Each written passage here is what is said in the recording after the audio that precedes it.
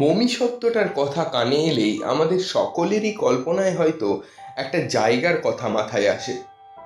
চারিদিকে বালি দিয়ে ভরাট মরুভূমির দেশ মিশর। হলিউডের বিখ্যাত সিনেমা দ্য মামি হোক বা কাকাবাবুর অভিযান, সবই এই মিশর দেশকে কেন্দ্র করে। তাই এই দেশটা নিয়ে কৌতূহলী নয় এমন বাঙালি খুব কমই আছেন। ৫,৫০০-এরও বেশি পুরনো একটা সভ্যতা, যার সঙ্গে জড়িয়ে আছে কত ফেরাও, কত দেবদেবীর নাম, পিরামিড, মমি, সিফিংস এবং আরও কত কি। কত রোমাঞ্চকর সব আখ্যান জড়িয়ে রয়েছে এর ইতিহাসের সঙ্গে। আবার হুগলি নদীর তীরের কলকাতা শহরে ছড়িয়ে রয়েছে অজস্র মিশরীয় মণিমাণিক্য। তার খবরই বা কজন রাখেন। নমস্কার, আজ আমরা আপনাদের শোনাতে চলেছি লেখক অনির্বাণ ঘোষের লেখা গল্প মমির গল্প। গল্পটি লেখক অনির্বাণ ঘোষের লেখা হায়ারোগ্লিফের দেশে বইটি থেকে নেওয়া হয়েছে।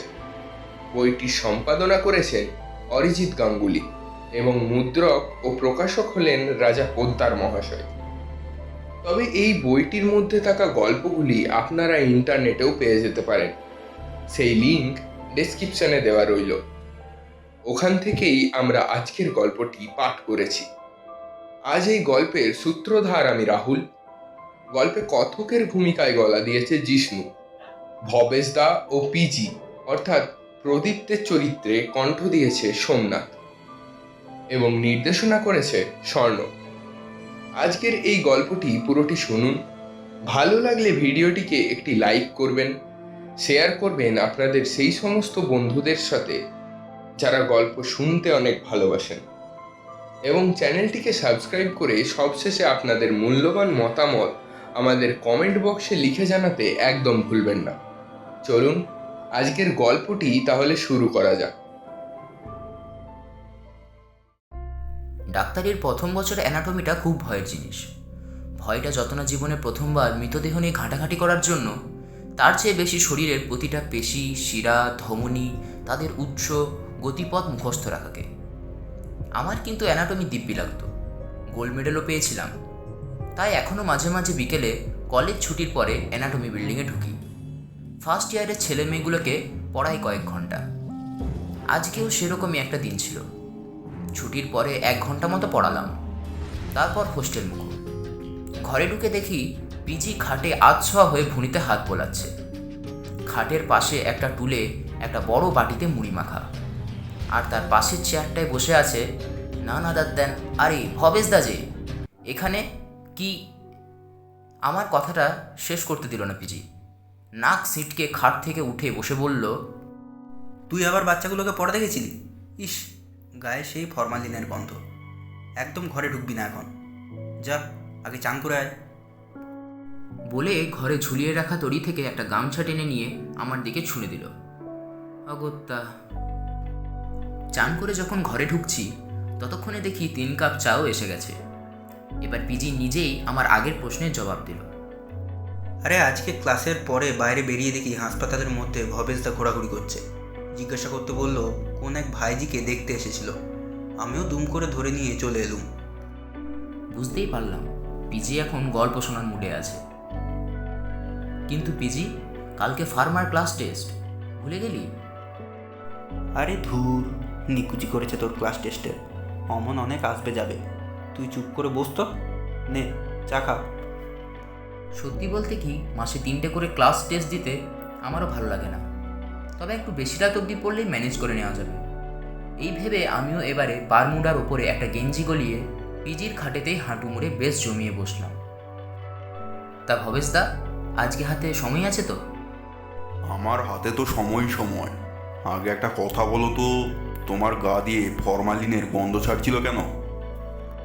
ও, জুনিয়রদের একটু অ্যানাটমি পড়াচ্ছিলাম। ওখানে ডেড বডিগুলোতে ফরমালিন দেওয়া থাকে তো। জানি, যাতে না পচে যায়। একে কি বলে বলতো? এমবাপিং। বুঝতেই পারছি ভবেশদা কোন দিকে যেতে চাইছে। আজকে কি মমি নিয়ে কিছু হবে নাকি? ভবেশদা এবারে একটু হেসে বলল, হতেই পারে। মমির রহস্য নিয়ে তো সবার মনেই প্রশ্ন, কি করে একটা মানুষকে হাজার হাজার বছর ধরে প্রায় অবিকৃত রেখে দিত ওরা? তার চেয়েও বড় প্রশ্ন, এত খাটনি খাটার কি দরকার ছিল? ঠিক, শরীরটাকে প্রিজার্ভ করে লাভ কি হতো? বাবা, কারণ তো আছেই। মিশরের প্রথম মমি কার হয়েছিল জানো? না, সেটা ঠিক জানা নেই। শুনলে অবাক হয়ে যাবে। প্রথম মমি একজন দেবতা নিজেই, স্বয়ং ওসাইরিস। বলেন কি? ভবেশদা এবারে এক মুঠো মুড়ি গালে ফেলে চেবাতে চেবাতে বলল, আগে সেই গল্পটা শুনে নাও তাহলে। ওসাইরিস, সেত আর আইসিস 3 ভাই বোন। আবার আইসিস ওসাইরিসের স্ত্রীও। হ্যাঁ, বনি স্ত্রী? হ্যাঁ, মিশরের পুরাণে এরকম উদাহরণ অনেক আছে। অনেক ফারাওরাও তাদের বোনকে বিয়ে করতেন। তো যেটা বলছিলাম, ওসাইরিস তখন মিশরের রাজা, সিংহাসনে বসে আছেন। কিন্তু ওসাইরিসের ভাই সেথের খুব রাগ ওর ওপর। সেই সেথই একদিন ওসাইরিসকে বুদ্ধি করে খুন করলেন। তারপরে ওসাইরিসের দেহটাকে 42টা টুকরো করে ছড়িয়ে দিলেন মিশরের দিকে দিকে। ওসাইরিসের স্ত্রী আইসিস এবারে একটা চিলের রূপ নিয়ে খুঁজতে বেরোলেন স্বামীর শরীরের অংশগুলো। লিঙ্গ বাদে সবকটা টুকরোই পাওয়া গেল। মৃত ওসাইরিসের এক একটা টুকরোকে জোড়া লাগালেন আইসিস। লিঙ্গটা তৈরি হলো সোনা দিয়ে। তারপরে সেই ওসাইরিসের দেহের সংরক্ষণ করলো আনুবিস। আনুবিস? হ্যাঁ, আনুবিস মানে শেয়াল দেবতায় ওসাইরিসের মমি বানালেন। সেই প্রথম মমি বানানো। তারপরে ওসাইরিসের শরীরে প্রাণ এলো। পুনর্জন্মের পরে ওসাইরিস আর আইসিসের একটা সন্তান হলো, তার নাম হোরাস। সেই পরে সেতকে যুদ্ধে হারিয়ে বাবার হত্যার বদলা নেবে। আচ্ছা, সেই জন্যই গতবারে বলেছিলেন আনুবিস মামিফিকেশনের দেবতা। একদম ঠিক। অন্যদিকে ওসাইরিস তার পুনর্জন্মের পরে পাতালে চলে যায়। সেই থেকেই সে মৃত্যুর পরের জগতের দেবতা। এই জগতের নামই দুয়ার। হ্যাঁ, বলেছিলেন তো। হ্যাঁ, তাই দেখবে ওসাইরিসে যে কোনো ছবি মমির মতো। হাত দুটো ভাঁজ করে বুকের কাছে রাখা, সোজা মাথা, পা দুটোও জোড়া, যেন গোটা শরীরটাই কিছু দিয়ে মোড়ানো আছে। এতক্ষণে পিজি মুখ খুলল। ওসাইরিসকে কপি করেই তাহলে মমি বানানোর শুরু। না, ঠিক কপি করে না। মিথোলজি তো মানুষেরই তৈরি। মানুষের জীবনেরই গল্প তাতে থাকে। এই গল্প ছাড়াও মমি বানানোর পিছনে আরেকটা ফিলোসফিক্যাল কারণ আছে, বুঝলে? আরেকটা কারণ?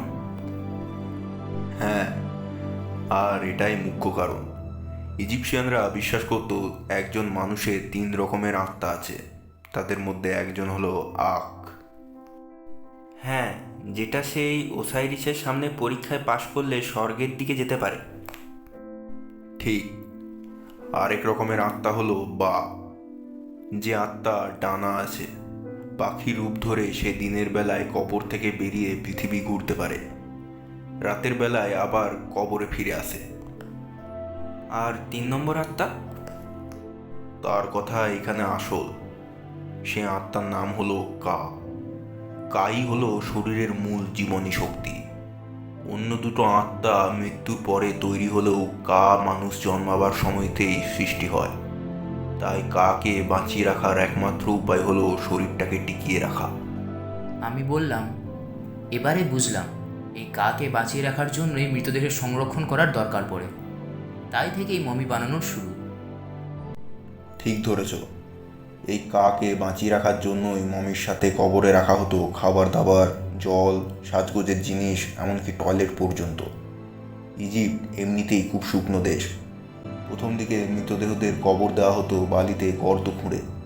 খুব কম আর্দ্রতা থাকার জন্য গরম বালির নিচে সেই দেহগুলো শুকিয়ে গেলেও পচত না একেবারে।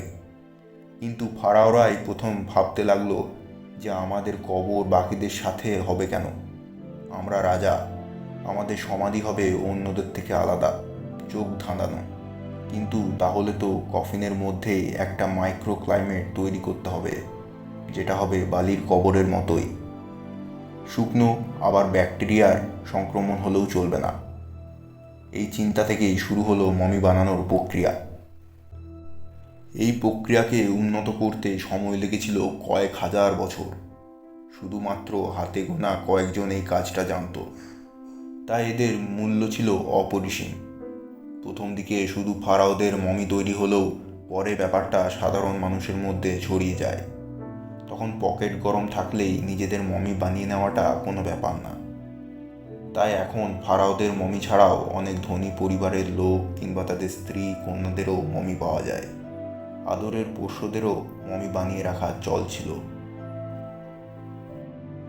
পিজি অনেকক্ষণ ধরে উসখুস করছিল, এবারে বলল, সবই তো বুঝলাম, কিন্তু মমিটা ওরা বানাতো কি করে?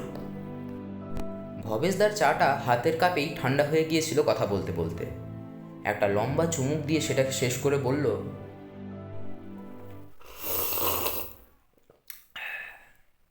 মমি তৈরির রেসিপিটা বুঝলে অনেকটা শুক্তো রান্না করার মতো। মোটামুটি উপকরণগুলো সবার চেনা, কিন্তু ভালো রাঁধতে খুব কম লোকই পারত। কিছু তো একটা রহস্য ছিলই। হ্যাঁ, সে তো থাকবেই। কিভাবে মমি বানাতে হবে সেটা শুধু কিছু সংখ্যক লোকেরাই জানতো। তারা সেই সিক্রেট কারো কাছে বলতো না। হেরোডোটাসের নাম শুনেছ তো? শুনবো না আবার? স্কুলের ইতিহাস বইতে পড়েছিলাম তো। ঠিক। গ্রিক ইতিহাসবিদ ফাদার অব দ্য হিস্ট্রি বলা হয় একে। যিশুর জন্মের ১৫০০ বছর আগে হেরোডোটাস ইজিপ্ট ঘুরে গেছিলেন। ওর লেখাতেই মমি কিভাবে বানানো হতো তার একটা আন্দাজ পাওয়া যায়।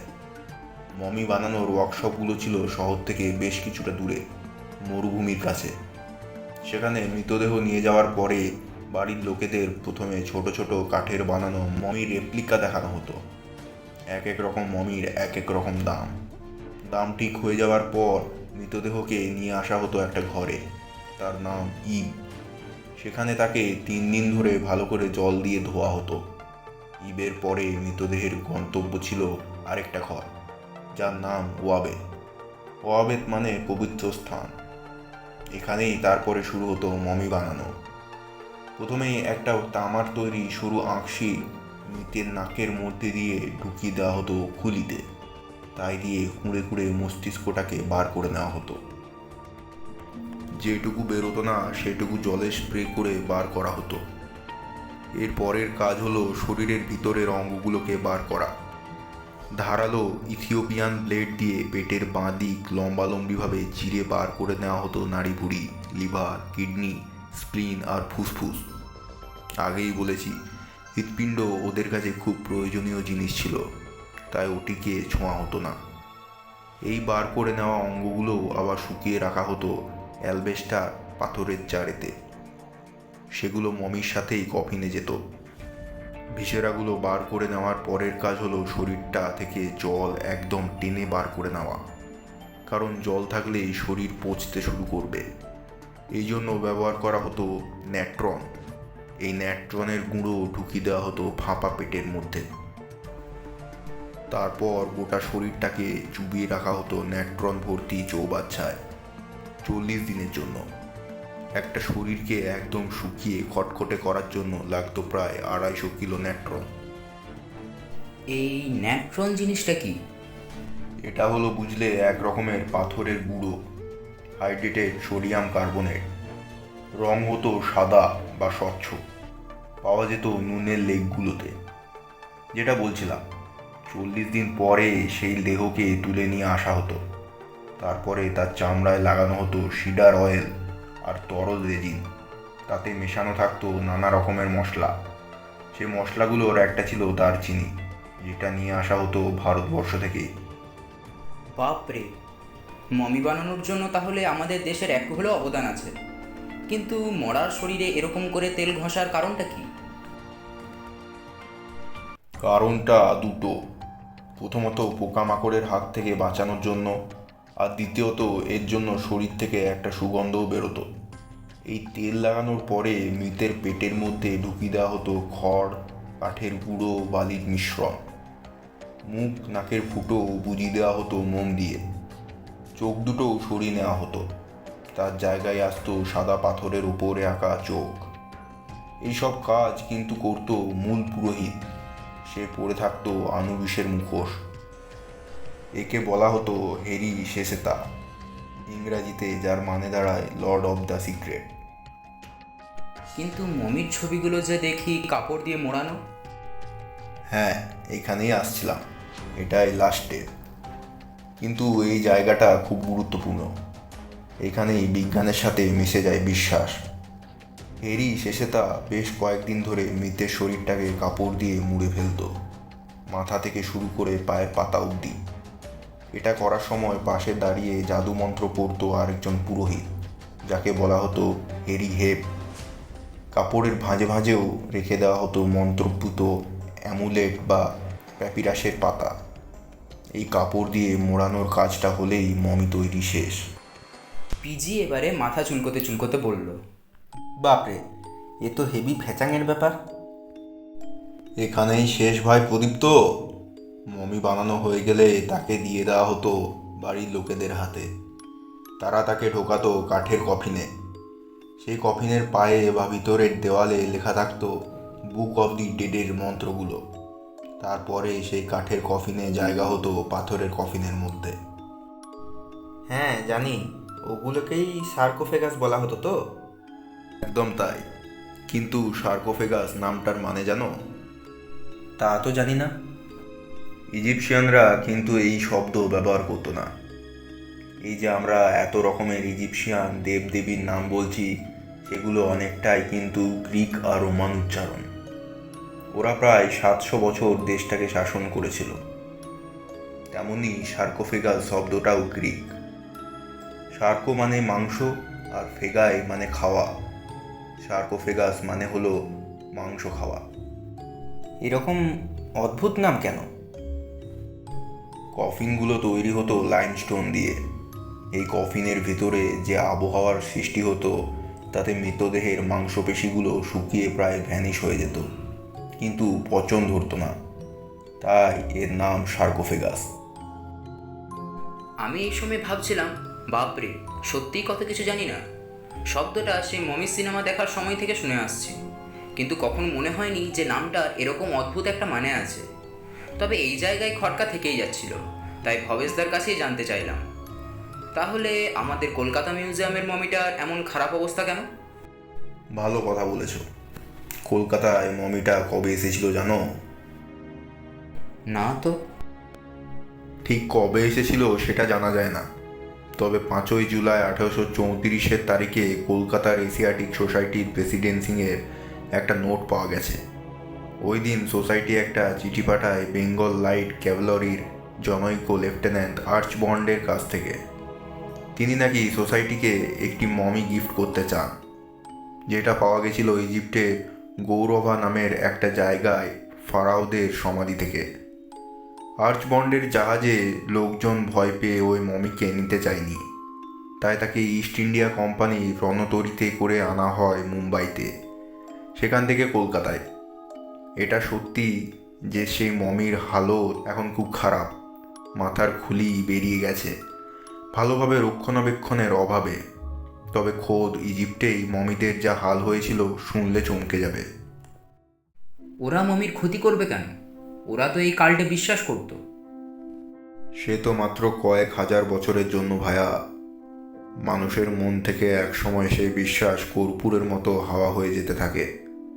ফারাওদের সমাধিগুলোতে বারবার ডাকাতি হতো।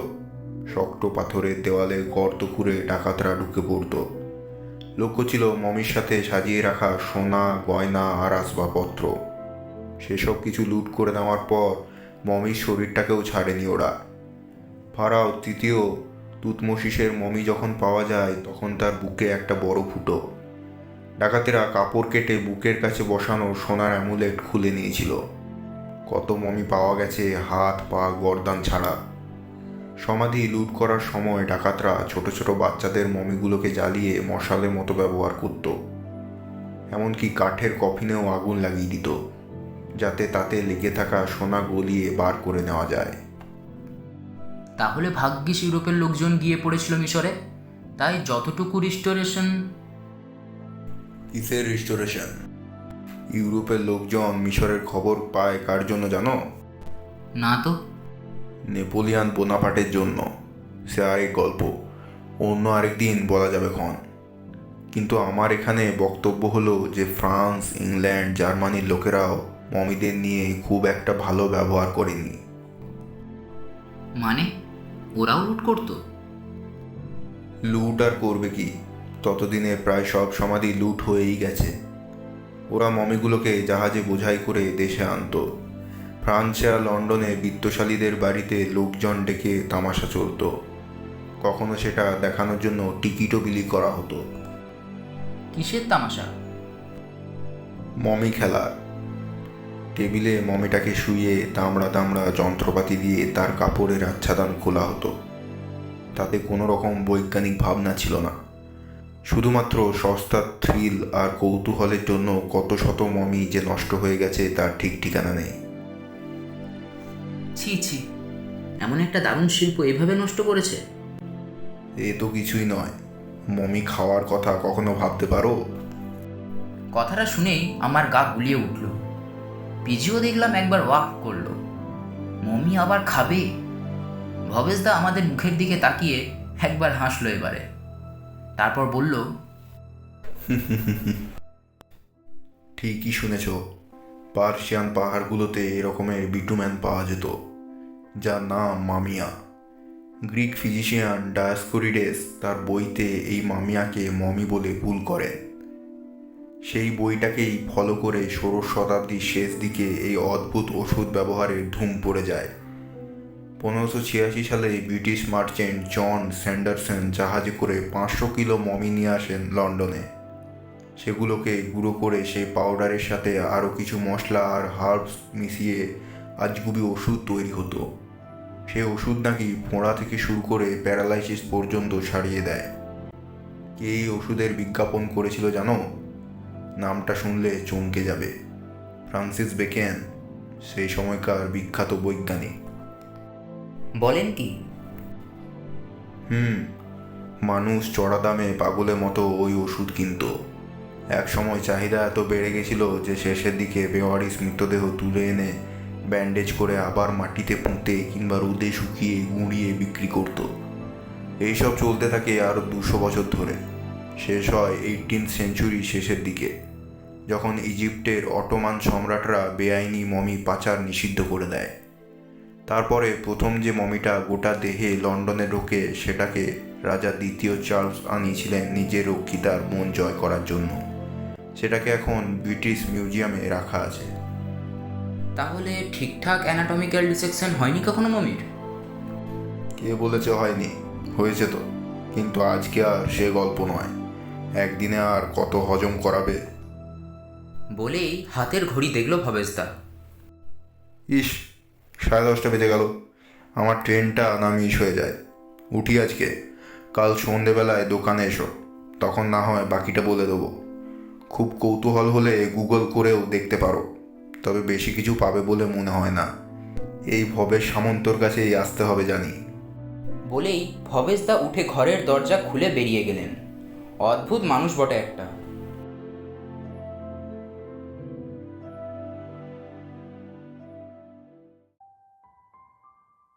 এই ছিল আমাদের আজকের গল্প। গল্পটি ভালো লাগলে ভিডিওটিকে একটি লাইক, কমেন্টস ও শেয়ার করবেন। এই গল্পটির দ্বিতীয় পর্ব আমরা খুব শীঘ্রই আপনাদের কাছে আনবার চেষ্টা করব। তাই পরবর্তী পর্বটি শুনতে ও তার সাথে এরকম অন্যান্য ইতিহাস সম্পর্কিত ভৌতিক গল্পগুলি শুনতে চ্যানেলটিকে সাবস্ক্রাইব করে পাশে থাকা বেল আইকনটি টিপে অল নোটিফিকেশন অন করতে একদম ভুলবেন না। আজ এই পর্যন্তই। দেখা হচ্ছে অন্য একদিন নতুন এক গল্পের সাথে। ধন্যবাদ।